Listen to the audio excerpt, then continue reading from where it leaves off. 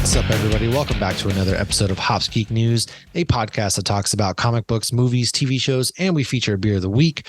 Now, I'm Matt. With me is my other host, Lauren. As always, you can find us by searching Hops Geek News on any podcasting platform, any social media platform. We're on all of them. Find us, follow us, subscribe, leave a review, help the podcast grow.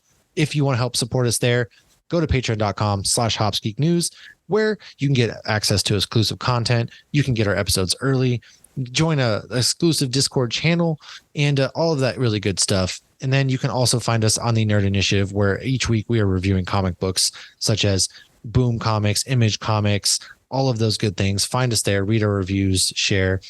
First time on the show, we talk about what we're drinking, what we've messed up on. We go into some reading or watching, and then we talk about some news. I'm going to save my beer for our main part of the segment. Lauren, are you drinking anything special in particular at the moment? I'm sipping on, because this is our second episode tonight, I'm still sipping on the Maybach that we got from Stacy. That is delicious. Great beer. It's like I said on the last one, it's an Oktoberfest for spring, or on the future episode, depending on how these come out. But yeah, I'll probably have another one when our guest comes on as well. I will. I'll have a good one. I got a good one lined up. But go to East Rock Brewing in New Haven, Connecticut. Shout out to our girl Stacy for sending the beer.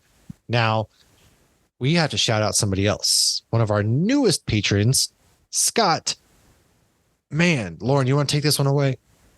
Yes, this is a huge shout out to this listener. They actually emailed us some Disney corrections. So Scott was a cast member and he's an Orlando local, which I feel like I have to have been in the same spot as him at some point if he likes local Orlando beer and Disney. So these are from our Disney episode we had a few weeks back. So we said the quote about Disney never being completed was inspired by a mom telling her kid they didn't need to go on Jungle Cruise again because they had already been on it. However, that quote was actually said the day Disneyland opened, when the press asked Walt about why the construction was not completed before they opened it. Like, several things were not completed. I'm sure you've all heard the stories, like the women, who wore heels to Disney back in the day, all their heels are sinking into the concrete, and it was a very hot day, and several items failed. There's even a nod to this in Jurassic Park when John Hammond says, all major theme parks have delays. When they opened Disneyland in 1956, nothing worked. And of course, Dr. Ian Malcolm responds, but John, if the Pirates of the Caribbean breaks down, the pirates don't eat the tourists. So So obviously that is not what inspired that quote. It's a very famous quote. You even see it in the parks. Sometimes when you have construction going on, they always put Disney quotes on the walls with the construction. But I did find this on more than one website, but that's why we have this section, Rumors Spread Quick. I try to only use websites that I believe are, do their research. But, like with the Barbie movie last week, I've seen them rumors spreading all over the place. Oh, yeah. So Scott mentioned he actually saw this explained on the Imagineering story documentary on Disney Plus. If you want to check that out, I know I will be checking that out. The next one was just a typo. We said Haunted Mansion at Disneyland opened in 89, not 69. That was a typo on my part. I like that it was all the stuff you said, not what I said. I read the teleprompter, folks. Okay, it was all Lauren's notes.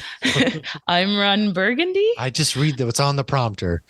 This last one about the Haunted Mansion, San Diego. Stay classy. This last one about the Haunted Mansion, I think I just explained it poorly.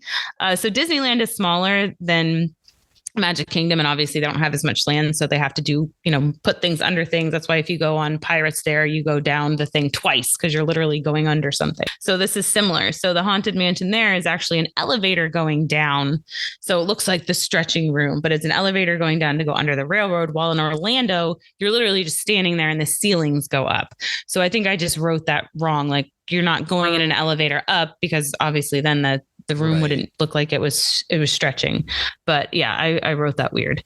But if you actually go onto Google Maps, you can see that the Haunted Mansion there, like the whole ride is behind the Haunted Mansion, and it's kind of like next to Small World.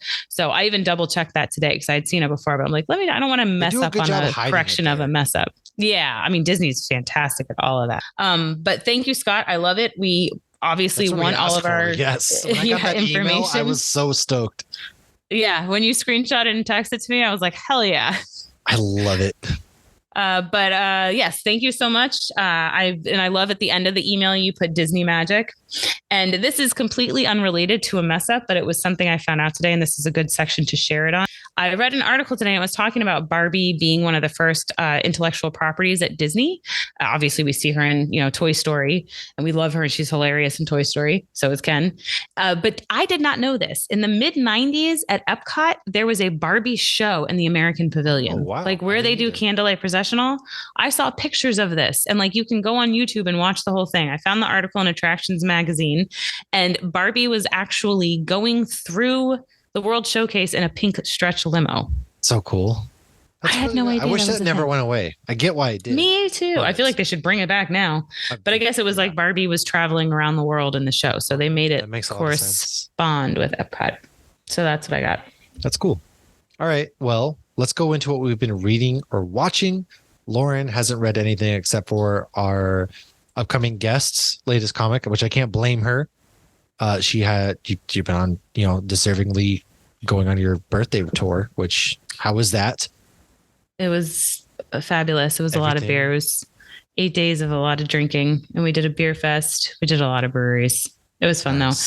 We did do, I found a really cool comic shop in Salem. So I walked around that. I'll throw a video up on our TikTok about that. And we did a cryptozoology museum, which had a lot of Bigfoot stuff. I'm so jealous of the Bigfoot. Yeah. Right next to Bissell Brothers. Yeah. It was really tiny little spot, but it's literally next, like they share a wall with Bissell Brothers, and $10 to go in. They had the most random of things.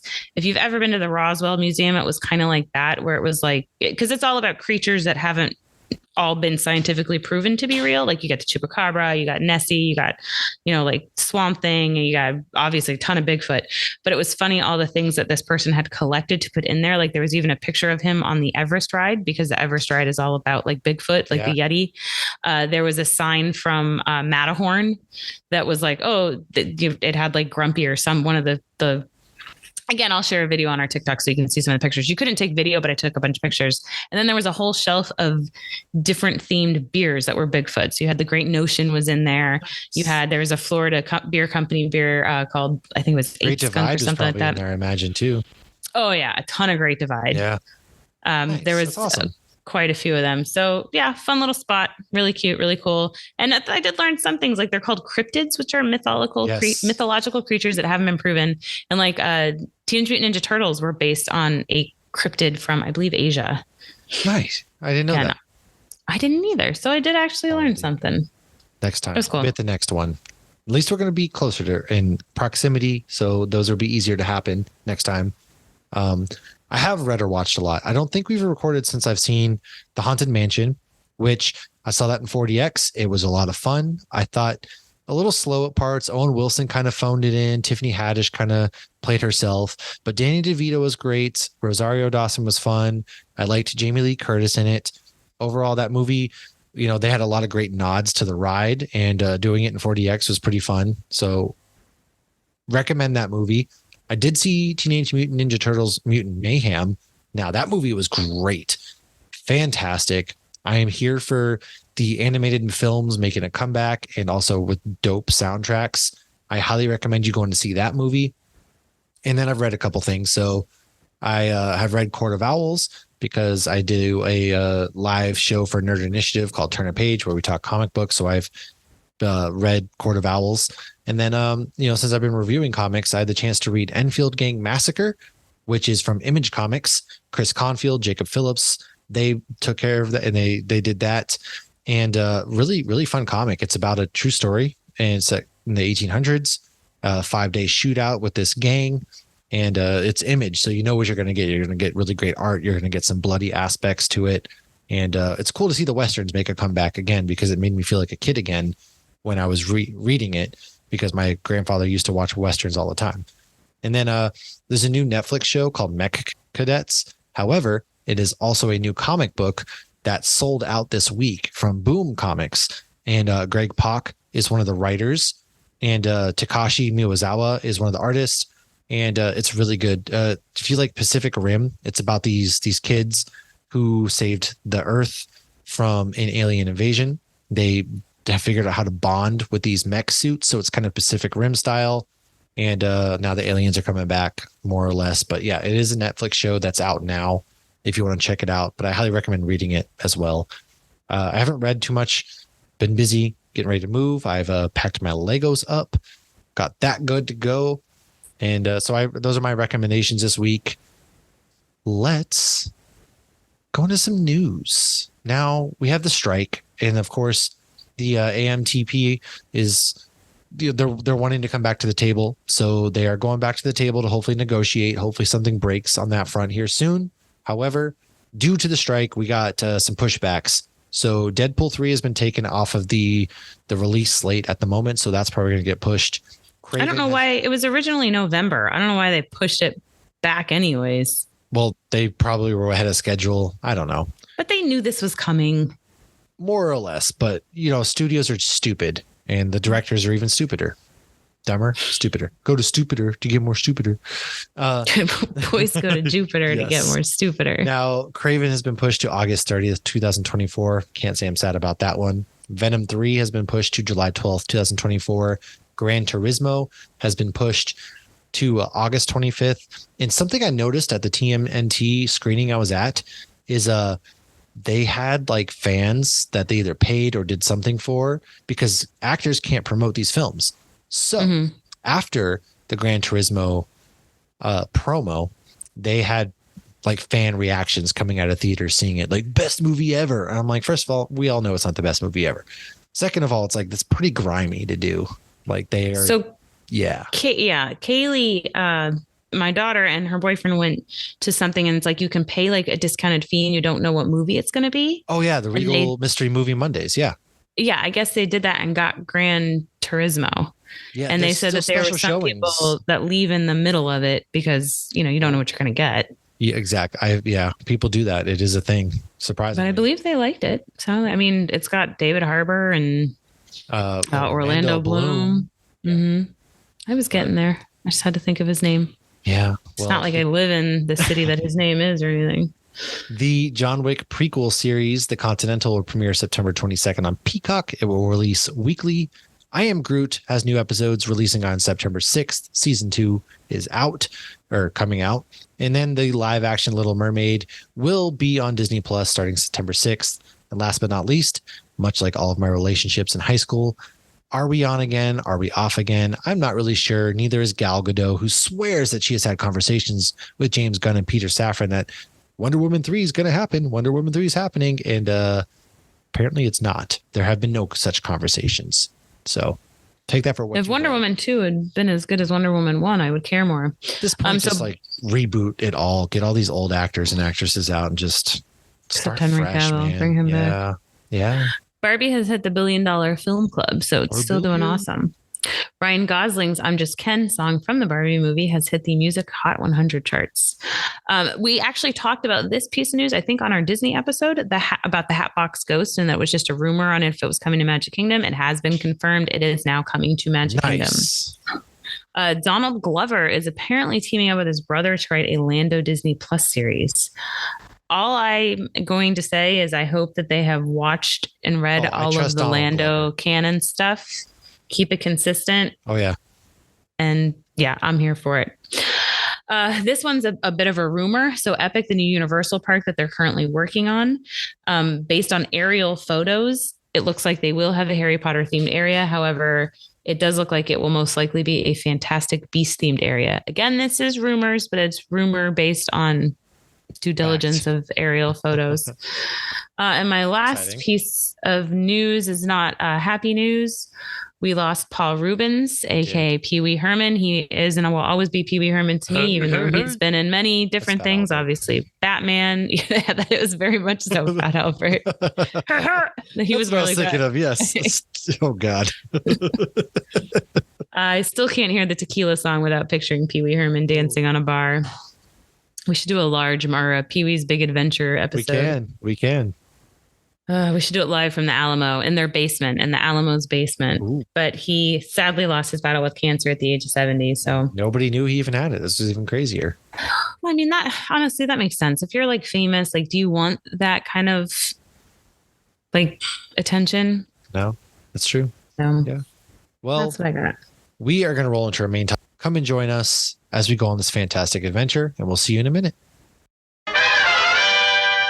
First things first, this beer comes from longtime friend, first time caller, Stacy from Connecticut, where she works at a nice brewery called East Rock Brewing Company. She sent us their good Maibach style lager. It is called the Spring Bach. If you're on the YouTube, you see the can. It is brewed annually to celebrate the coming of spring. This hearty golden lager is made with Saaz, S-A-A-Z, hops. Victor Zaz, is that you? Which impart pleasant floral, herbal, and spicy notes. It is 6.5% brewed in New Haven, Connecticut. It's got a nice golden look to it. It tastes like a nice springtime lager to me. This is a good summertime beer, and perfect because it's still summertime. Hot as could be outside. Lauren's drinking the same thing, so no surprises there. But yes, I am. Smells so good. What are your thoughts on this beer? Stacy sent it to us, so let's do a little review real quick for it. So I love Maybachs. It's like a German style, and it's so good. It's made for the spring. Anytime I see it, I always get it because it's very rarely made by a lot of breweries, at least in the States. So I was very excited to see this. She also sent a cold IPA, which I'm excited to try that too. But she sent a lot of good stuff. Yeah, this is my first beer since Maine. Whoa. Yeah, that's yummy. It is good. It's very flavorful, man. A mouthful of flavors. Very flavorful. It's got a really good smell, good head to it as well.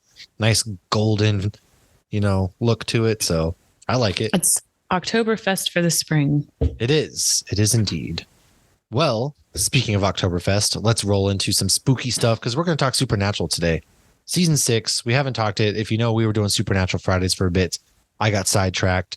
So we're going to get back on track a little bit here and start with Season 6, Episode 1, titled Exile on Main Street. This episode is where Sam is mysteriously released from hell and seeks out his brother who is trying to have a normal life. Together, the brothers must join forces with their maternal grandfather, Samuel, and begin the fight anew. Now, the title of this episode is actually a Rolling Stones album. And when we see Dean take his leather jacket out of a chest in his garage, this is the last time we will see the original leather jacket. It was actually stolen when it was being flown from Vancouver to Los Angeles for season 6 promo shoots. Man, that's crazy.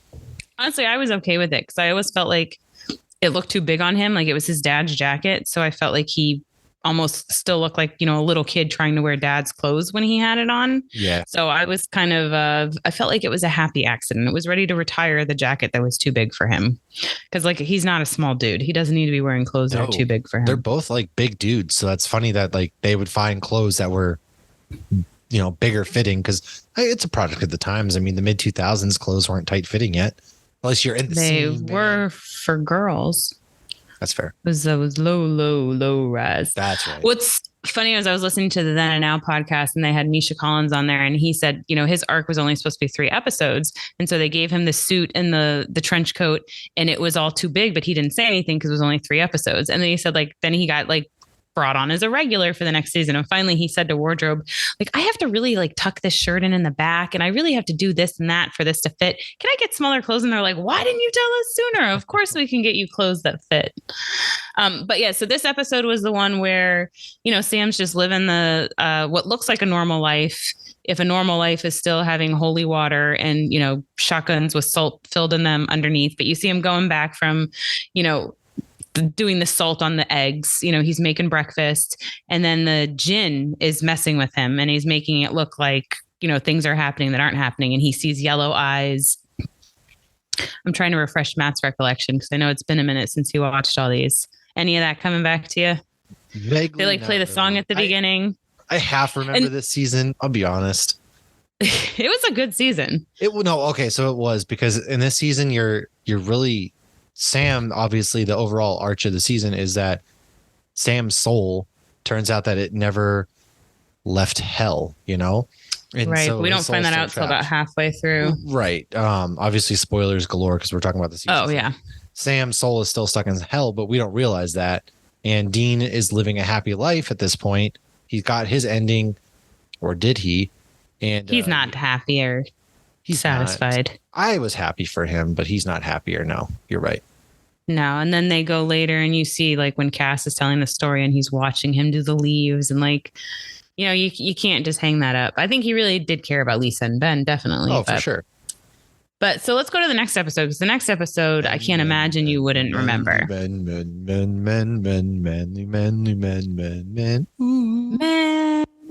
So this one is titled 2.5 Men, when 4 families are killed and their babies are missing. Sam finds that a security company may be involved in the case and summons Dean to help bring him the baby of a 5th slaughtered family to Samuel. However, they're chased by a powerful shapeshifter that wants the baby. Give me the baby. And they discover that the baby is a new breed. Security system has Harper in the name, a nod to the last name Charlie and Alan in 2.5 Men. Also my child. But yes. Also my mother. I dive into this episode for us. So this is basically again, Sam has no soul. He ends up with this baby because the shifter was changing into husbands, then mating with the wife, and then coming back to collect the baby, but killing everybody. So they found the one husband. He's like, no, I left her because she cheated on me. She swears she didn't cheat on me. But the night she got pregnant, I was out of town. And it was because she slept with a shifter and she didn't know it. And so that's when, they make it like, there's something in the car. It's strapped down in the back and it's an adorable little baby in the car seat. And they realize the baby is also a shifter when all of a sudden he turns into the baby on the box of diapers while he's in the crib.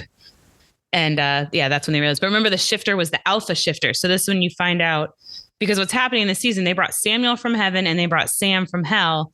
And you find out that, Crowley and Cass are working together to get these alphas. So they're looking for the alpha monsters.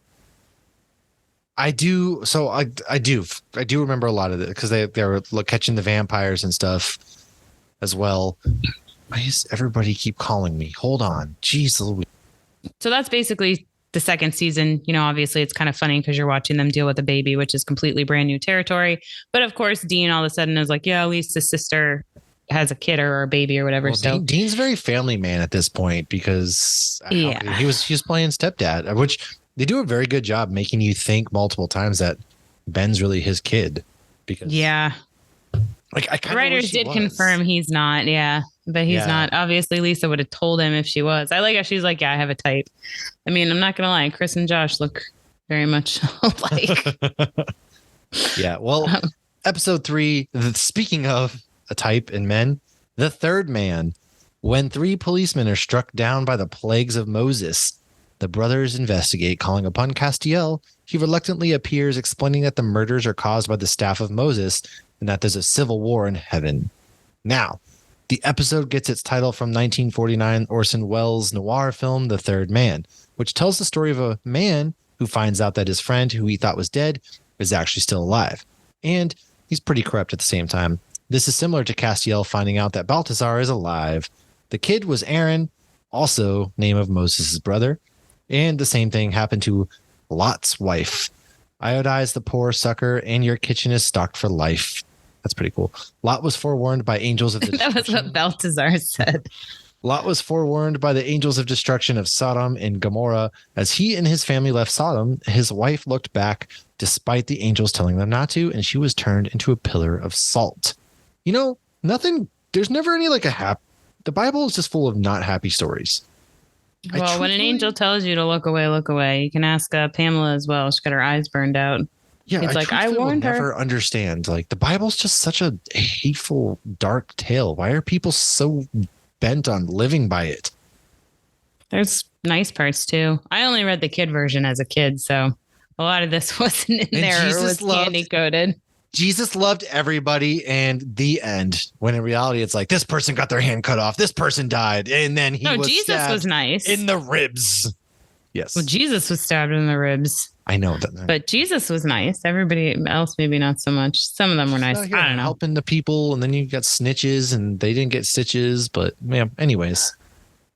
So this one was pretty funny. Remember when they're trying to figure out who took them, and they said something like about Moses, and Castiel goes, "I think we can rule out Moses," and he said it very serious. He did, yes. I do remember that part. Like it's all coming back to me. Because they had like the boils, and the one guy had the locusts in his head because he was scratching. Yeah, that was gross. Ugh. And that was when Dean first realized like something wasn't right with Sam, because like Castiel had to like touch his soul or whatever to see if he had sold it. The kid had sold a piece of his soul, and the kid's screaming in agony. And Sam's like, remember that. Gotta do it. Just do it. And Dean's like, this is a kid. We can't do this to a kid. Which is kind of funny because there's a scene later on, season 7, speaking of kids, where Dean straight up murders somebody in front of a child. Oh, that is my least favorite episode of all 15 seasons, except maybe the finale. Yeah, I hate that episode. He just murders that kid in front of his mom, and you're just like, this is so out of character, I felt like. Yeah, we'll get to that when we get to that, because I feel like I think there was a reason that he did it. I don't agree with it. I don't like it, but yeah. Anyways, yeah, I do remember that because again, he's right. It's a kid, but it's painful, but he had to do it. Boy, I don't think he had to kill her. Well, no, I'm saying like with Aaron, yeah. Yes, with the kid, he had to do it. Yeah, and it wasn't like he's going to hurt him forever. So that's a different thing. Like, right? I get the whole thing there, but it was hard for Dean to watch the kid screaming in pain, whereas Sam was fine with it. Yeah, this is where you kind of start to be like, what's up with Sam? Because I don't think at this point they had told us that Sam had no soul. You're just basically like, dude, Sam's kind of a like emotionless, just dark, nothing. He's kind of a dick. This is. I really didn't like Sam at this point. I can tell you that much. I was like, this is my favorite Sam because sick and tired of it. I don't know. I think this is the hottest Sam there is. And this is the funniest Sam there is. Like when we get to the alien episode, he's like, I'm not supposed to laugh, right? I will agree with that. There are a lot of bits and pieces where he's like, because he's just can't feel anything. So he's trying to like fake emotions and things like that. Mm-hmm. Yeah, the alien episode, but episode 4. Go ahead. Say like we will meet more people in the future who don't have souls, and it's interesting to see how dark they go, how quick, like different people go dark faster than others. Yeah. So when you think about that, and this is obviously, in the future foreshadowing kind of thing, it shows how good of a person Sam actually is, that without his soul, he's not straight up just going out to murder people for fun or something like that. See, I dig that. So, I kind of do, because I think at the end of the day, Sam he's a pure soul, man. I mean, I think he just is like, he's a good dude. pure soul. I do think he's the better, more heartfelt, more in tune with his feelings, if you will, of the brothers. So I can get behind that. I think Dean's the more altruistic one, because I think he's always taken on that paternal role. Well, for sure. Dean had to grow up faster. He's the older brother. So he kind of protected Sam growing up. But at least they have Bobby. So yes. I love episode 4. Weekend at Bobby's. After discovering after Bobby discovers that Crowley has no intentions of returning his soul, the hunter then takes matters into his own hands. Obviously, Weekend at Bobby's, Weekend at Bernie's. Now, Marcy's I Love Scary Movies. Hey, have you seen Drag Me to Hell? Which Drag Me to Hell? He says trying to prevent it or something, trying to avoid it, something like that. This is a very severely underrated horror film. If you have not watched it, it is a 2009 American horror film involving how do you say this? A lamia? I don't know. I've never seen it. Which is a creature that Sam and Dean are hunting in this episode. It is directed by Sam Raimi, and the screenplay is also by Sam Raimi and Ivan Raimi. Now, but Drag Me, it's a very, very good. She kind of gets plagued by this creature, and so as its title is trying to drag her to hell. And she's, it's a horror movie, very, again, severely underrated. I cannot tell you that you should probably watch this in your horror rotation with Halloween coming up soon. Throw it in there. It's worth a watch. 100% worth a watch. I actually think Justin Long is in that movie for some reason. He's in a lot of random movies. He was like big in horror movies for Jeepers a long Creepers. time too. Yeah. Well, I feel like a lot of people start off in low budget Justin horror Long movies. Was in Drag Me to Hell because he was the boyfriend, and Allison Lohman plays Christine Brown. She's the main character.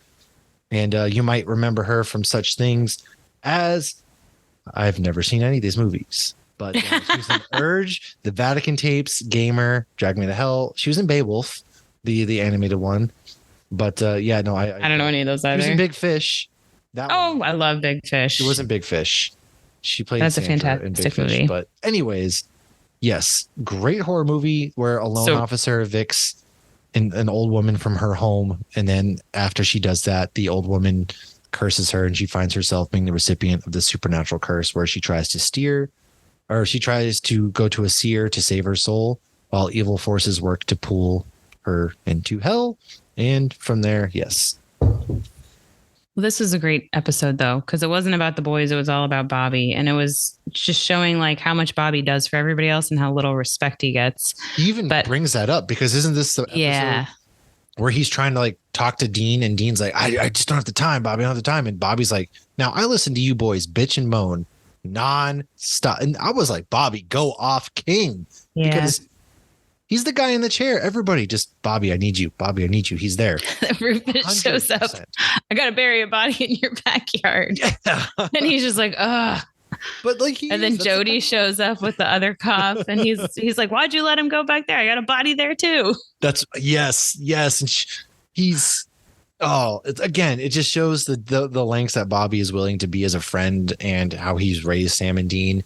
And then they kind of take advantage of him. And so he finally like, dudes, what the fuck, calls him out, as he should. And that's probably one of my, like, if not my favorite Bobby moment of where I'm at so far in the series. Yeah, I love that he always calls him out, and he's always in the right. And then they were like, Bobby, just tell us. You got to just tell us, and we'll be there for you. But when Dean called him selfish, like, you're being really selfish. Ooh, yes, because Bobby's like a parent. And so if you tell your parent, like, you're being really selfish right now, when you don't realize, like, bitch, do you know what I did for you just today? Exactly.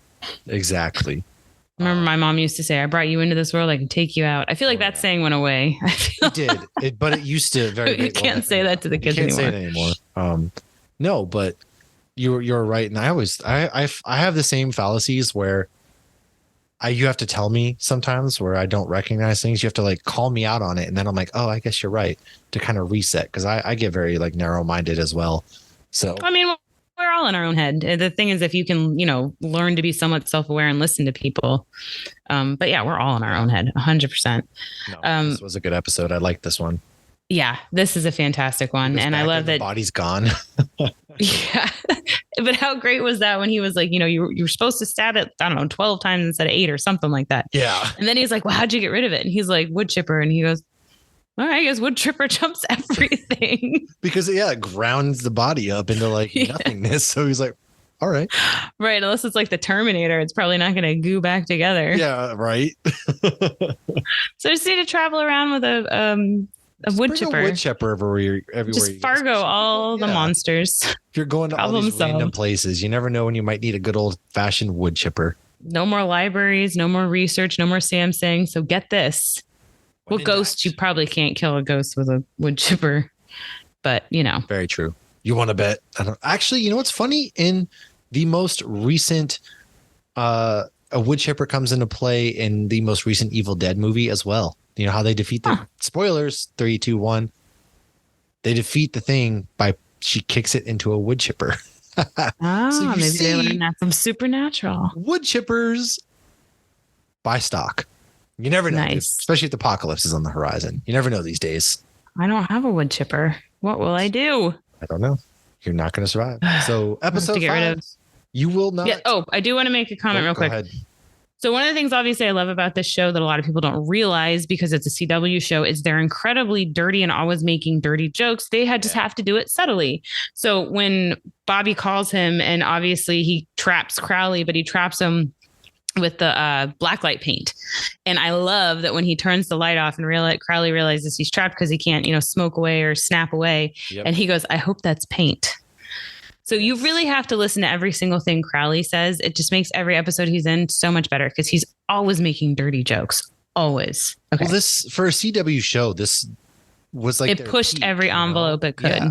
As far as like violence and the jokes and all of that stuff, which is something that you can really appreciate because when you see something is on the I was almost said the WB and then but the CW. Well, when it started, it was a WB. Yeah, right. So when you see it's on this channel, you're thinking really corny, cheesy, awful. Dawson's Creek. Yeah, I get like the Arrowverse was on there, but again, it had the very tropey romance kind of things.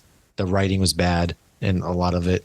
And then you also think of things like Riverdale and whatnot on there. So you think of, but Supernatural is really not, it ain't that guy. No, they just had bad marketing, I guess. True. That was another thing Misha said in his interview with the Now and Then podcast.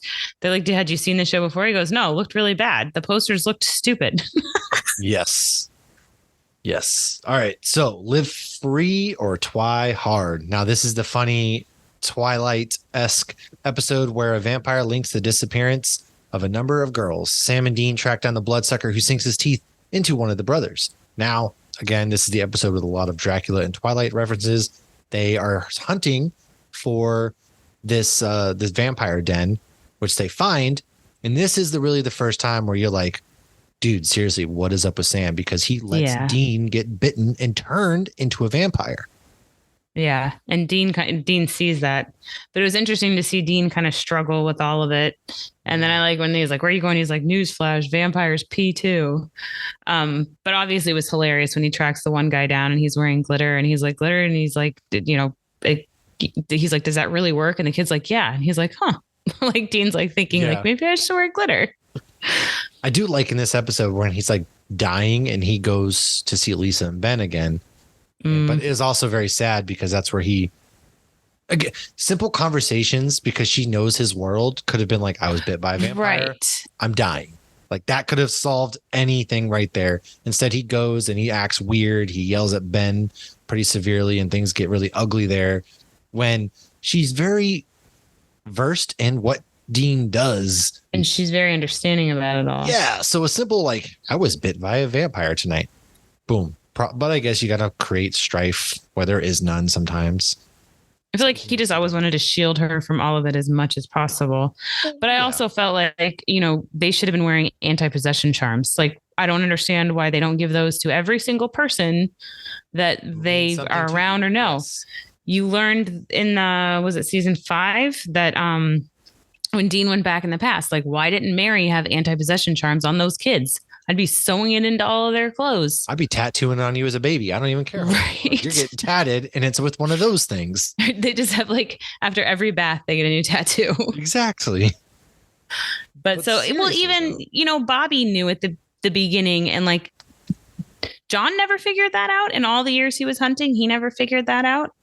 And then after Sam got possessed, then Bobby, I mean, I get that the writers were learning these things up and going along, and then they would keep it consistent after the fact. Right. But, sometimes it's just a little like, come on. Common sense. Like Lisa, like Dean should have been like, here is a charm. Like, here's one for Ben. 100% he should have. I mean, he was sleeping with salt and holy water. So agreed. I do like that they go into that vampire den and Dean just pretty much lays waste to everybody. That was pretty cool, where he just like is killing everybody because he's mad and everything. Like that whole sequence was pretty badass. Yeah. And this isn't the episode where they find out that Sam has captured the main one yet, right? No, I don't think so. I don't think it was. But at the end, they go and get Samuel to bring him in because he has the cure. Yes. And then he's questioning himself whether or not he did see Sam let him get bit and everything like that. Yeah. And then Samuel's like, what's up? And he doesn't know originally how Sam actually is. Right. Yeah. So we'll go into episode 6. You Can't Handle the Truth, which is a Few Good Men reference. Jensen played in a production of the play in Fort Worth, Texas in 2007. Fun fact. Now, when several people kill themselves after asking for the truth, Sam and Dean investigate and realize that Veritas, an ancient goddess of truth, has been summoned. Her victims die when they hear more truth than they can stand. Now, what is up with Bobby and pedicuring Tori Spelling? This is the one where then Dean, because Dean's always the one that gets cursed. Sam always gets knocked out. Dean always ends up getting cursed. So he gets cursed with the whole truth thing where nobody can lie to him. And he's hoping that he can get the truth out of Sam. But obviously, since Sam doesn't have a soul, this is the one with the news reporter. Well, Sam lies clearly. Yeah. Sam clearly lies. And she's like, how are you doing this? Yeah. Like, but then what are you talking about? And she's like, you're lying. But he calls Bobby, and Bobby's just like, why am I telling you this? Maybe because you're my favorite. Oh, yeah. Now I remember, because again, that was happening. Yes, I do remember that. And then they get caught at the house at the end. And that's when we finally figured out what's going on with Sam, and Dean catches on. He's like, dude, what? You're lying to me? Drama. Yeah, so I guess we did, the Alpha Vamp showed up in this episode because I made a comment that we did see him at Fan X. He was the guy that was lingering around the Impala. Listen, look, if you're known to one of the biggest franchises there is, I'd be holding on to every little bit myself. And he was dressed like he had the nails on. Yeah, he did. That he actually uses to kind of escape to get out of there. He was scratching. Oh, it was awful. But I love the scene at the end because like Dean does not like that guy Christian. It's like a distant cousin or something. And he just walks in and he goes, hello, Newman. Anything else on this episode? Not really. It was a good episode, but I didn't, it wasn't one of my favorites this season. Yeah. Let's go into Family Matters. Dean becomes suspicious of Samuel's motives, but Sam is not sold on the idea that their grandfather is doing anything wrong. The brothers go along on a hunt with Samuel and the other Campbells, but things go bad. Family Matters. Hello. Did I do that? Awful. Sorry. I'm very sorry to everybody who had to listen to that. And we learn about purgatory, and this is also where the alpha vampire shows up. Yeah, they kind of go into the room there, and they see the alpha vampire sitting there, and he starts scratching his way through, obviously biding time, making them talk, and he escapes. And this is the big plan. This is where we learn that they're bringing people, they're trying to find purgatory. Everybody is. Yeah, I jumped ahead. I said some of my notes for the last episode that were for this. Ahead. No, that's it. The Hello Newman was actually this episode. Yes. But yeah, this is the one where they're basically putting baby in a corner. Like they keep trying to keep Dean out of it, which is kind of shitty. It's like, why are they being dicks to him? They very are, because I don't know. That's good point, because everybody is being a dick to him for sure. Now they're like, oh, you're out of practice. All dogs go down. Was weird. Well, he takes a year off. Sam was dead. Samuel was dead. Fuck, stupid idiots. Anyways, Crowley forces Dean and Sam to bring him an alpha monster. They go after a skinwalker who plans to infiltrate his people in homes disguised as dogs, and then have them all bite and transform their owners, creating a growing army. I'm going to be honest, I didn't really like this episode. Me neither. It's weird. The guy turns into a dog. He was living with the family. Gets really weird. They kill the bad guys. The guy is, so I'm not even going to waste my time on this because I don't have anything. Didn't care for this episode. You got anything you want to add? No, it's just named after the cartoon in the 80s. The cartoon movie's good. All right. So Sam at one point says dogs and cats living together, mass hysteria. So this means that we're down to one suspect, right? I guess that was I don't know why I wrote that in there. Yeah. Okay. Anyways, right, this line is by Dr. Venkman, played by Bill Murray in Ghostbusters. I guess they say that then too. Dean calls Sam Dexter at one point, which is kind of funny. Obviously, he's referring to Dexter, the serial killer from Showtime, and Nick, aka Lucifer, and the girl from season 1 who had brain cancer are married on Dexter. Although the girl Rita then marries Dexter. So I thought that was. It's always fun when they, make those Easter eggs to other shows that the characters were in. I always enjoy that. Well, let's go to episode 9. Clap your hands if you believe. The brothers investigate a series of abductions attributed to aliens. However, when Dean disappears and then reappears, they realize the culprits are fairies and only take someone to the fairy realm where they can see them. So only someone who's been to the fairy realm can see the fairies. So because so many of the staff worked on X-Files or were fans of it, they decided to do a little nod to aliens in X-Files before revealing the truth, or the true villains, which were fairies. And the title is a reference to Peter Pan. This was a funny episode because you thought, the crop circles, Dean's out there by himself. He gets taken. And this is the one isn't this the one where he beats up the dude? Yeah. The little person. Yes. And he goes, I'm just kidding. Yeah. Oh, so awkwardly painfully to watch. And the little girl's like, Daddy, or whatever. And it was like a judge or something, or he was a district attorney or something like that. Because he actually gets arrested. Yeah, he does get arrested. Sam's out here doing his thing, and it turns out to be fairies because the dad had the fairy shop, and the fairies were doing all this work for him, and they're like drinking creamer and stuff. That was weird. And getting drunk and passed out. Yeah. It was a very weird episode, but it was funny. I do enjoy this episode because they go like these very serious episodes, and then they go to these like goofy ones. Mm-hmm. Well, and it's so my favorite scene is when he's in the hotel room and the fairy's attacking him, and it's like ground control, it's Major Tom, and then he like blows up the fairy, and he's like nipples, and then this was a good episode. Hilarious. It was, yes. I can't imagine acting that out because he has to be like boom. I mean, I'm sure a lot of actors have to do that nowadays, but it's probably got to be a lot of fun. Or hard to keep a straight face, and then you fight them fairies. Yeah, that's true. All right, so episode 10, Caged Heat. Dean and Sam are captured by Meg, who wants to know Crowley's hideout. Sam proposes to show where Crowley is, provided she gets his soul back. The Winchester brothers ask the reluctant Samuel, who has made a deal with Crowley to have his daughter Mary back, but he finally points out the spot. Dean and Sam break into an old prison with Castiel, Meg, and 2 other demons to seek out Crowley. However, they are then betrayed by Samuel. Castiel escapes, but Sam and Dean are arrested, and Meg is tortured by Christian. And this is a fun one.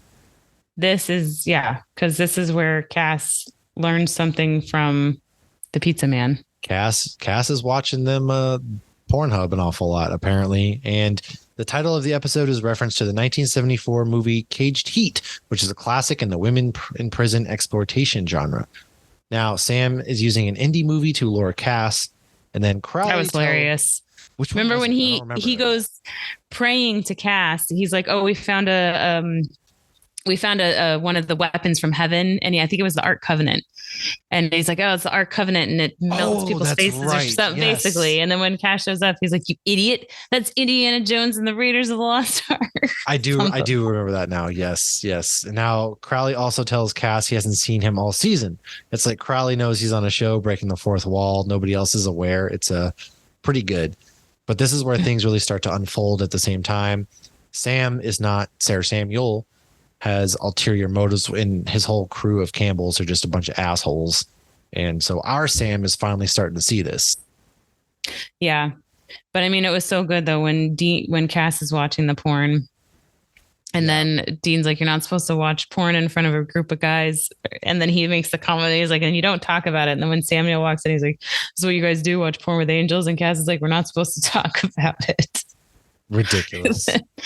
But this is where Meg, I believe, starts referring to him as Clarence.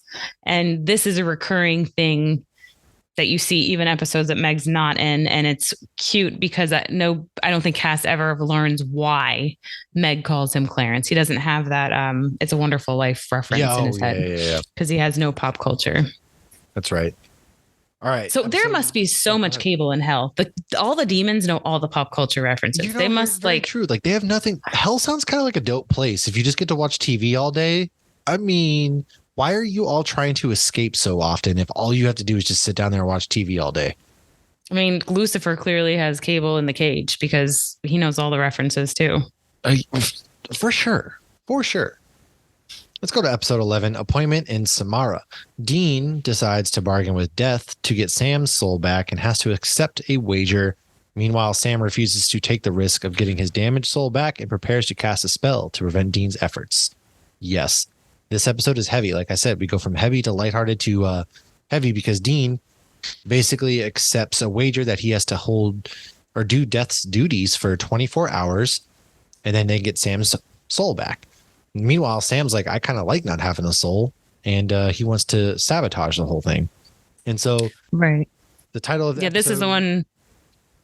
I was just going to say real quick, this is the episode where he goes to have his heart stopped so he can talk to Death. Yeah. And the doctor who stops his heart, Dr. Robert. Kruger. Yep. There you go. Yes, Robert Englund. And he makes very meta jokes about it too. Yeah. Okay. I did enjoy that. Right off the bat, you get Robert Englund. That was fun. This episode's title refers to an old Middle Eastern story retold by W. Somerset Maugham, which is as follows. The speaker is Death. There was a merchant in Baghdad who sent his servant to market to buy provisions, and in a little while the servant came back, white and trembling, and said, "Master, just now when I was in the marketplace, I was jostled by a woman in the crowd, and when I turned, I saw it was Death that jostled me. She looked at me and made a threatening gesture. Now lend me your horse, and I will ride away from this city and avoid my fate. I'll go to Samara, and there Death will not find me." The merchant let him find his horse the merchant lent him his horse, and the servant mounted it, and he dug his spurs in its flanks, and as fast as the horse could gallop, he went. Then the merchant went down to the marketplace, and he saw me standing in the crowd, and he came to me and said, Why did you make a threatening gesture to my servant when you saw him this morning? That was not a threatening gesture, I said. It was only the start of a surprise. I was astonished to see him in Baghdad, for I had an appointment with him tonight in Samarra. Oh, so you try to escape death, but death finds you, Sam. Death will find you everywhere. Yes. Really cool episode, because this is basically where Dean is like, all right, fine. I'll take your, sorry, it's time to go. Because the first person soul or, takes with him is a robber. He's like, this is easy. I can do this all day. But then we get to that point where there's a daughter. The dad only has her left, and he has to take her, and he can't do it. So he chooses not to, which has repercussions. And in the end, it turns out that you can't just because you don't take one person, it's going to have this domino effect. And it turns out this nurse who was supposed to live a long life and stuff, she ends up dying. And there's a drunk driving accident, all this. It's just very sad. And that's when he takes the ring off, and he's in the car with the dad who's drinking and driving. Or no, not the dad, the fiance of the nurse who died when she wasn't supposed to. And you see this whole domino effect, and he ends up failing at the wager. Right. And in the meantime, Sam's trying to kill Bobby because you have to have, is it patricide? And he's like, well, my dad's dead. And he's like, well, there's a father figure in your life. Yeah. And this is, Bobby knows he's on to Sam at this point, and they have like a little, you're not going to kill me in my house kind of deal. Right. I think this is the episode where he goes, please don't say, here's Johnny. Like, here's Johnny. Where he's hiding. Yes. Yeah. This is that one. It's a heavy episode. Yeah. But then obviously, they get Sam knocked out and tie him down and all that good stuff. Yeah. So episode 13, Unforgiven. Sam has flashbacks of a case he worked with Samuel. Wait, did we skip Like a Virgin? Oh, I don't know. Did we? Yeah. Like a Virgin, when Sam wakes up from his coma and discovers that he remembers nothing since losing his soul. My bad. So Dean and Bobby try to keep the secret, and the brothers head to Oregon to investigate the disappearance of several local female virgins. Interesting. Obviously, it's a Madonna song, though. And this is the dragon episode. Yeah, the dragons are based on European dragon myths. Some interpretations of these myths read them as symbolizing the battle of patriarchal religions. The knight or hero to defeat the old mother goddess, represented by the dragon, with female power reduced to helpless maidens needing to be rescued. In Slavic tradition, dragons took human forms or beast forms and were called Zamaj. They were seen as protectors. The Zamaj are chosen people capable of traveling to other dimensions in their dreams and will turn into a dragon during a time of great catastrophe. Yeah, this is the when they call Bobby, what do you know about dragons? He's like, nothing, because they're not real. And he's like, well, can you make some calls? He's like, who? To Hogwarts? So that was a fun little nod. Now we go to Unforgiven, episode 13. So in this one, Sam has flashbacks of a case he worked with Samuel. Sam and Dean follow the coordinates received in a text message to a small town where Sam used to live. Townspeople's comments start to surprise Dean. So obviously they're still trying to hide things from Sam, but Sam's remembering because Dean's terrified that wall's going to get scratched and come down and then he's going to lose it. He was trying to keep that from Sam for the longest time and everything because he didn't want, basically if the wall came down, Sam would die is how it was foretold.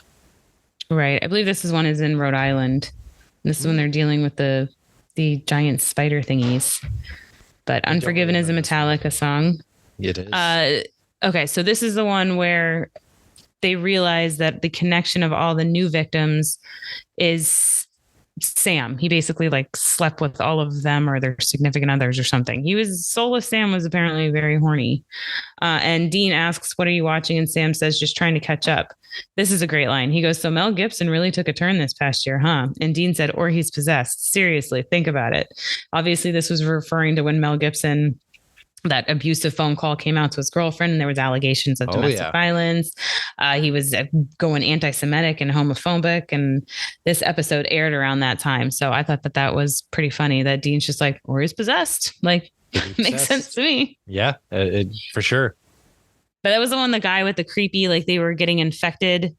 There were spider webs everywhere. And the whole goal was they wanted to procreate. But then he was going after Sam. Doesn't he go into the thing? There's a bunch of people all spun up in the webs. Yes. Yeah, I vaguely remember that one. That one was weird. It was dark though, because then you saw flashbacks of some of the stuff Sam did, and you see Samuel starting like being like, what the fuck, dude? Yeah. I vaguely remember that one. So episode 14, Mannequin 3, The Reckoning. When Ben calls Dean and tells him that Lisa is in trouble, Dean leaves Sam to investigate a case alone and rushes to the rescue. However, he's not prepared for what meets him at the door. Also, there's a ghost or a demon that possesses dummies. Doctor Who, anybody? This is exactly what I said when I watched the episode. Now, the episode title Mannequin 3, The Reckoning, refers to the 1987 movie Mannequin starring Andrew McCarthy and Kim Cattrall about an artist who creates a mannequin that comes to life when possessed by an ancient Egyptian. Dean even says, "So we dig over there. I don't like the way Kim Cattrall's looking at me." I love my favorite thing about Supernatural is all the pop culture references. I'll say it. Yeah, it definitely is a lot of fun. And it makes sense too, because these are kids that grew up in motels. So what do you do when you get to a hotel? You usually turn the TV on. And like they were left at the hotel for hours upon hours while dad went out and did hunts too. So they watched hours upon hours of TV, and it's a lot of older TV. And some of it, because Sam's supposed to be my age, he's literally a couple months older than me. And Dean's only 4 years older, but like some of the pop culture references they both have are like before their time, I feel like. And I think it's because they were watching old shitty TV all the time. Agreed.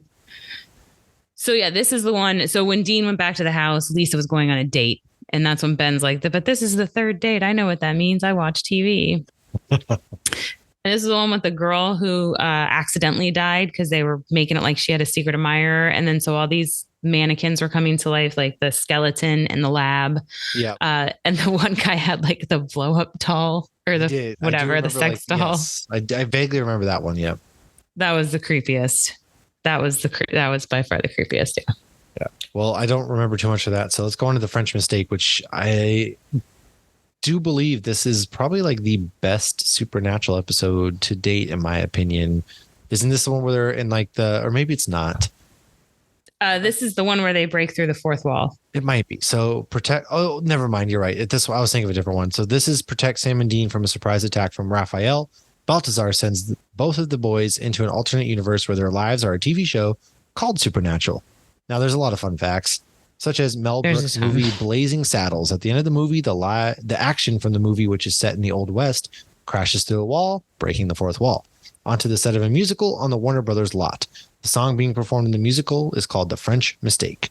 And now this is a real wedding pic, and Sam slept with fake Ruby. Did you see the picture of like Sam and Ruby? Obviously, that's the real wedding picture. Well, they're themselves, and they go to Sam's house, and he's like, Ruby. She's like freaked out because it's like real funny, Jensen. And yeah, this was a good episode, and they try to steal Baby, and it's not a real car, so they can't like go anywhere. That was a good part. And there's like Jensen, Misha, what's up with these names? But what they're actually friends. Yeah. When I watched this, I Googled this. I'm like, do they not like each other? And I read that a lot of the stuff in the show was real to an extent, except for that, because there was even a few seasons before they got married where they lived together as roommates. So they were obviously friends. I was very worried too about that. I was like, are they just like riffing off? Did they have like a big falling out together and secretly didn't like each other? I was very worried about that, honestly. Yeah. And then obviously they make fun of Bobby Singer being named after Bobby Singer. And so I have learned from the Then and Now podcast, Bobby was not supposed to be a recurring character. So when they named Bobby in the last episode and then they put Singer Otto, it was supposed to kind of be like a joke towards Bobby Singer. And then when he became a reoccurring character, then it was like, oh, okay, now you get a character like how, who does that kind of thing. But they killed Eric Kripke in the show. Yes. So that universe does not have the boys. That's true. Well, it might have the boys, but maybe it's not as good. I don't know.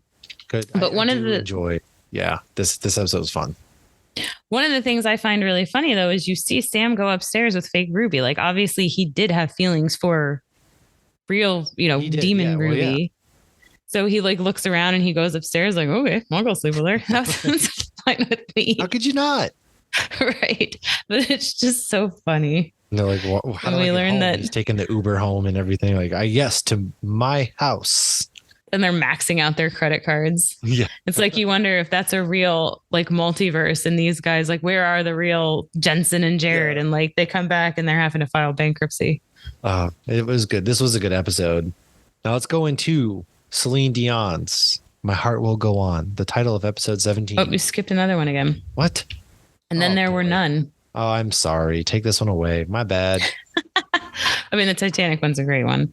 So when Sam, Dean, and Bobby run into Rufus and the Campbells all hunting the cause of an upsurge in supernatural activity, tensions erupt into violence. This one I don't love. This is the one with the supernatural herpy, the conworm, but Dean kept referring to it as a herpy. And he's like, why do you keep talking about herpes? One, right? Yeah. Yeah, I was very surprised by that. I didn't think they would. It's kind of because it's almost unceremonious the way he dies. And it's supposed to be sad because it's Bobby, but it just doesn't hit like I think they were hoping it would. Yeah. I will say I don't know. It's hard with Supernatural because there are flashbacks. There are the other things that come up where you see some characters, but I agree. Rufus did not get the ending he deserved. There's a couple characters where I feel they didn't get the ending they deserve. This is also where we comes to find out that Rufus's wife was killed, right? And it was Bobby's fault, if I'm remembering correctly. There was something along those lines. Yeah, I feel like they're somewhat a little vague on it, but I guess Bobby did something that got her because killed. Rufus like, I'll never forgive you, essentially. Like, don't forget, remember what you did, et cetera, that kind of stuff, which again, they were building up to this moment that was supposed to hit, but it just didn't hit quite like they were hoping. Yeah. But a little info on this one. This title is a reference to a 1939 Agatha Christie crime novel in which 10 people are lured to a remote island and then stranded. Each person is involved in the deaths of other people, though, and they were never found out and found guilty by whoever orchestrated their arrival on the island. This was a Doctor Who episode, too, I believe. Yeah, you're muted, but I saw you say I think it was. Yes, I do think it was. My bad. No, you're good. Although there appears to be no one else on the island, each of them dies by a method described in the 10 Little Indians nursery rhyme until they are all dead. So a few months back, we had a guest from Heretic Pod come on, and he showed up with some Star Trek themed beers. So this fun fact is for him. He's a Supernatural fan and a Star Trek fan. The conworm is reminiscent of the CT eel from the Star Trek movie, The Wrath of Khan, which after entering through the ear, wrapped itself around a person's brainstem, making them susceptible to suggestion and eventually causing madness. It was referenced also in the reboot Star Trek movie in the form of the Centurion slug, which also entered through the ear canal, though it made people speak the truth. So This is a Star Trek themed episode. Interesting. I've never really gotten to Star Trek, so. No, I didn't either, but I remember he brought it up. And so I thought that was a fun fact. Gross how they would like zap it and then it would like come out of the ear and nose and like, ugh. But they definitely make a lot of Star Trek references throughout the years. Even Dean's a Trekkie. Fair. Yeah. No, my only complaint about this one is just, Rufus dying and the way he did. But other than that, it wasn't a bad episode, but it was kind of overall like, eh. Yeah, no, I agree. Now, but this next one's fantastic. We'll go on. The timeline has changed after Balthazar stops the Titanic from sinking. Obviously, Celine Dion, Titanic. The episode was aired on the 99th anniversary of the date that the Titanic sank. The travel agency is called E.J. Smith, who was actually the captain of the Titanic. Sam and Dean stay at the White Star Motel. The White Star Line was the name of the company that owned the Titanic.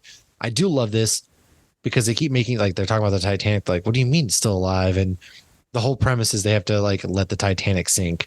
And it was like tongue in cheek. I don't know. This was a funny episode. But it's very funny at the beginning when everybody's confused. They're like, the only thing they have in common is all their ancestors came over on some boat. What's the boat called? The Titanic? You ever heard of it? No. Should I? It's like the most famous boat in the world. Yeah. It's very meta and a all around decent episode. I don't have anything much more to say other than like it was a fun, just lighthearted episode after the heaviness. Again, Supernatural like gives you a couple heavy episodes in a row and then they hit you with something to like breathe. And I think a lot of shows that last as long, or 20 episodes plus, a lot of shows don't do that. And then, it's even harder now when you look at the MCU shows that are 6 episodes, they have to like breakneck pace it and then you've got 8 episodes or 13 episodes, whatever it may be, where you kind of have to do the same, where they actually, I feel like Supernatural really figured out the formula of heavy, push the story along. All right, let's breathe. Let's have this one-off episode of just buffoonery before we can move back into the main story. I feel like you look at like Smallville or even The Flash or something, they would get to points where it was like filler episodes. They had to come up with something and they didn't have anything. And I feel like when Supernatural had that, they're like, we can just do a standalone story. That's fine. Yeah. And sometimes the standalone stories were entertaining, but also they all do have a little something that moves the plot along. Like in The Heart Will Go On, you find out that Cass was in on it because he's trying to create new souls to have more power. Yes. So that was part of the overall thing. But when you go back, all you think about is Baltazar's, unsunk the ship because he hated the song, which is hilarious. It is. It is a fun. Like, who's Celine Dion? Right. A lounge singer in Canada. Let's keep it that way. But it was fun to see Ellen. Yeah. Sad to see her go again. And obviously we would have loved to have seen her and Bobby together. Like, it's a hell of a power couple. But at the same time, I hate to say this, I do love Ellen. I would much rather get rid of Ellen than get rid of Baby. Fair. I hated that Mustang only because it wasn't Baby. That's fair. That's very fair. I agree with that. I don't have any much more on that one. Episode 18, Frontierland. Castiel sends Sam and Dean back in time to 1861 to collect the ashes of a phoenix. It's obviously a Disney reference to the mini park within Disney, right? Frontierland, which doesn't get quite the love it deserves. It's not my favorite, but it's Thunder Mountain. Yeah, it's got Thunder Mountain. It's a chill place. Like, I don't hang out in it. I kind of just pass through because I'm trying to get to Galaxy's Edge, but that's the one at Disneyland. Yeah. Well, yeah. It's serviceable. Sorry. I've been to Disneyland more recently, a couple times than Disney World. Like, however, this Western episode had been discussed in relation to Supernatural for years. Jensen has often talked about the Western genre being his favorite and that he'd love to appear in a Western movie. After this episode, Jensen said, I sent a picture to my father and he wrote back, you've been rehearsing this scene since you were 6. He was actually supposed to be in Alec Baldwin's Western movie. Ugh. Good thing. That was sad. He was so excited. He shared it. I remember he wrote Giddy Up. Yeah. And he was talking about working on the movie at conventions and everything. Well, I hope he gets to again someday. Maybe he can be Jonah Hex in the DC universe if he doesn't get Batman. Ooh, he'd be good, cool. Jonah Hex. Yeah, that'd be badass. Yeah, he could definitely be Jonah Hex. Huh. Yeah, so this episode gave me Jonah Hex vibes with the Phoenix. Yeah, it was a cool episode because they go and they have a guy that he's a hunter, obviously, in the whole at the end where he sends his cell phone and buries it and everything like that too. Yeah, that was pretty cool. I did enjoy this episode. Straight out of Back to the Future. Yeah. Yeah. Or Back to the Future 3. But it was funny too. Okay, so there's a couple good lines in this. It's I'm going to hook up with the posse. I love posse. I'm a posse magnet. It's I'm going to put that on a shirt. But then when they walk into the bar and everybody, he's thinking it's going to be these gorgeous, hookers and stuff. And they're all mouth sored and gross. And the whiskey's disgusting. And then they make comments. They're looking at them like, y'all are a little too clean. Yeah, everyone's dirty and they're clean. Yeah. Yeah, this is a fun episode. Oh, and it's the one where Cass has to touch Bobby's soul to get energy because Cass went to heaven and got attacked and he needed energy to bring the boys back. And they brought him back and they thought they didn't have that Phoenix ash they went for. And it turns out he ended up getting it and it worked out in the end. Solid stuff. Now, roll credits. Episode 19, Mommy Dearest. Dean, Sam, Castiel, and Bobby find Eve in a small town where the citizens have been converted to demons. Eve decides to torture Sam and Dean by bringing their mother back as a demon. This is the one that was set in the diner.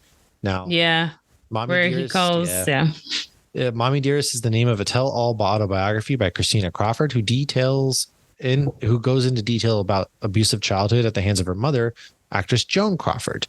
No wire hangers ever.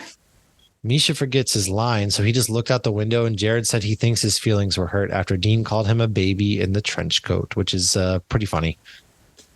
Yeah. It's like you're effectively just a baby in a trench coat and you forgot his line. Yeah. I don't have too much other than that on this episode. I really don't have this one's until the final episode or something like that, but yeah, this one's interesting. This is the because we pick Eve up and then we just kind of forget about her and then we pick her back up here kind of again. Yeah. This is the starships because they're hard to kill. To fly. Yeah. Jefferson starships, which Mickey and the Jefferson starships often perform at Epcot. Well, episode 20, The Man Who Would Be King. Castiel tells his story in his own words, beginning with the creation of man and confesses to some interesting choices. The title was a movie about 2 ex-officers of the British Raj who become adventurers and become hailed as deities in a remote village in the Hindu Kush. Castiel, if there was a demon counterpart to Bobby Singer, Ellsworth would be it. Jim Beaver played a character called Ellsworth in Deadwood. Ellsworth, the demon, is shown to resemble Bobby, and rather than having a number of phones, has a collection of blood goblets. He also impersonates an FBI officer as Bobby does. So that was cute that they named him Ellsworth. I love that episode though, getting to see, it's almost like, did you watch Good Omens? Like half the first season. Okay, I need to rewatch that because I know season 2's out. But in that, you get the perspective of this angel and this demon, which is Crowley and I'm going to say I can't remember the angel's name, but their perspective of like when these things are happening and you see the Tower of Babel, in Supernatural, and he's like, oh, of course, it was only 5 stories high or something like that. And, in Good Omens, you see the Noah's Ark kind of thing, and you just see these actual things and how much they've been elaborated and whatnot. So I loved watching Cass's perspective and the footage that they brought in about the beginning of man and the fish crawling out of the water. And then that's when you see he's like watching Dean pick up leaves. Yeah. And it's like he wants Dean's help, but he doesn't want to ruin his happiness. So I loved this episode because I loved getting Cass's perspective on all of it. It's a good setup because in episode 21, this is where things start to unravel a bit. Dean's worst nightmare. This episode's Let It Bleed. Dean's worst nightmare comes true when a demon kidnaps Ben and Lisa in order to get to him. The brothers are forced to join forces with an unlikely ally to free them. Now the title is a Rolling Stones album again. Before demons break into their house, Ben is reading Chulu Tales, a series of comics with stories based in the Chulu mythos. The mythos is a shared fictional universe created in the 1920s by American horror writer H.P. Lovecraft. Chulu is a fictional cosmic entity that Lovecraft created in 1926. There was some foreshadowing here. Again, which Matt doesn't know about yet. Anti-possession charms, folks. This is actually a really tragic episode because isn't this the one where he basically like makes them forget because she's in the hospital and he visits her? It's a very sad episode. Yeah. I don't know how you would just make them forget completely. Like there's no pictures of Dean around. Like did Cass erase all that? It's I feel like eventually she would have to like Peter Parker should have went to Cass for his spell, but right, rather than Doctor Strange.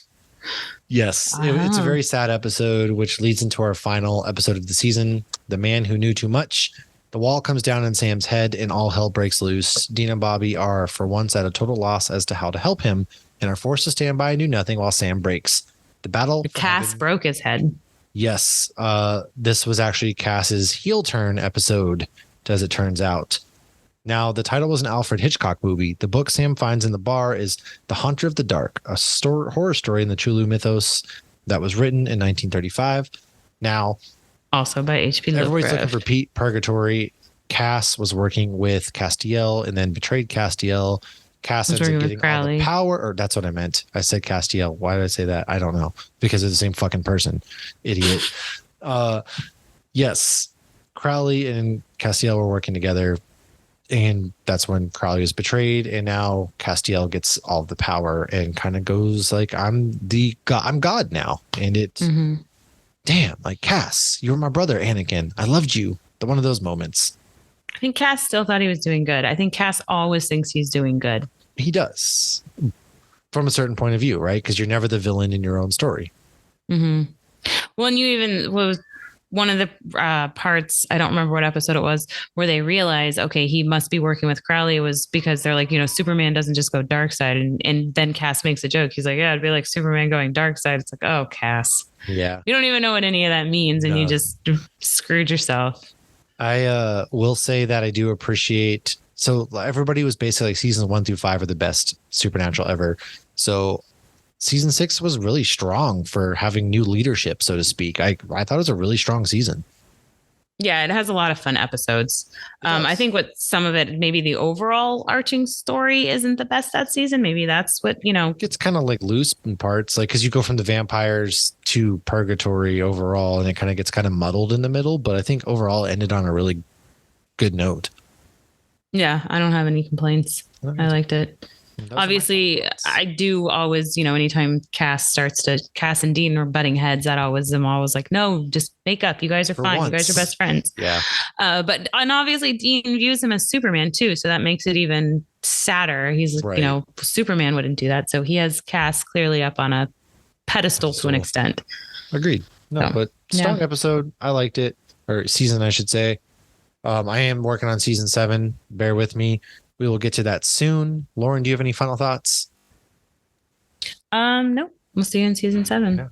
Yeah. We're creeping slowly up onto 200 episodes. We are in the 180s right now. So if you listen to this and have suggestions, what you want to see from our 200th, let us know. As always, thank you for supporting us. Shout out to Alex and Corey and our newest patron, Scott, and everybody else or Riley as well, who joins us on Patreon every week. They're there supporting the show. We really appreciate you guys. Thank you for doing that. If you want access to exclusive content and things early, also shout out to Robert Stewart, who is also one of our Patreon members, new ones. Yeah, if you want access to our shows early, hey, or even exclusive content like we've been doing the X-Men movies, we need to get back to that to put something up there. Oh, next one's Last Stand. X3, yes, right. So thanks for supporting us. If you want to, patreon.com, Hops Geek News, subscribe to the show, give it a 5-star review, all of that good stuff. We will see you guys next week. Thanks for hanging out. Cheers.